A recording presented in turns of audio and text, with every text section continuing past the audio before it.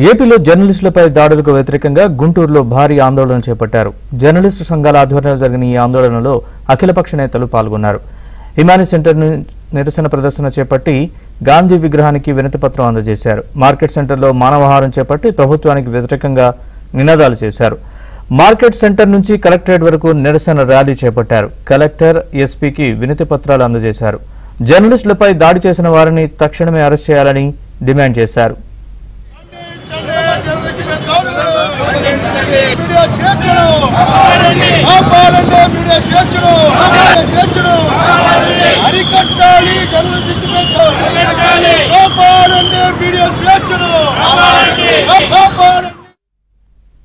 ప్రజాస్వామ్యంలో 4వ pillar media అనేది అందరికీ తెలుసు.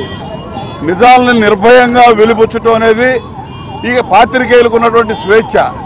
పాత్రికేయులు ఉన్నటువంటి స్వేచ్ఛని వాళ్ళు స్వేచ్ఛాయుతంగా వెలిబుచ్చితే వాళ్ళ మీద దాడులు, హత్యాయత్నాలు, రకరకాల వాళ్ళ మీడియా సంస్థల మీద దాడులు రకరకాలుగా ఇవాళ జగన్మోహన్ రెడ్డి చేపిస్తున్నటువంటి పరిస్థితి ఈ రాష్ట్రంలో చూస్తా ఉన్నాం. 3 రోజుల క్రితం సాక్షాత్తు ముఖ్యమంత్రి జగన్మోహన్ రెడ్డి చెప్పాడు, ఎన్నికలు దగ్గర పడతా ఉన్నాయి, చొక్కాలు మడతాయండి అని. చొక్కాలు మడతాయమంటే ఎవరిని కొట్టమని ముఖ్యమంత్రి మొట్టమొదటిగా దాడి చేయడం మొదలు పెట్టమని చెప్పి వాళ్ళ కార్యకర్తలకు నిర్దేశించాడు. మొట్టమొదటి దాడి ఎవరి మీద చేయమన్నాడంటే వీళ్ళ యొక్క పనికి మాలిన పనులు, వీళ్ళ యొక్క అవినీతి భాగోతాలు, వీళ్ళ యొక్క అవినీతి చిట్టాలు, అక్రమాల చిట్టాలు వెలికి తీస్తున్నటువంటి మీడియా మీద మొట్టమొదటిగా దాడి చేయమని, వ్యతిరేకంగా వారిని భయభ్రాంతులకు గురి చేయమని చెప్పి ఆయన హింట్ ఇచ్చినట్టు కనపడతా ఉంది, స్పష్టంగా కనపడతా ఉంది.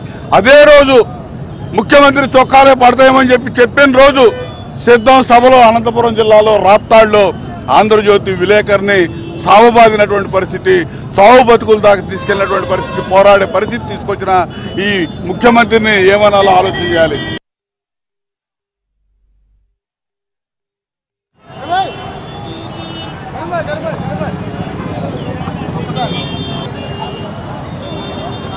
సంజీవ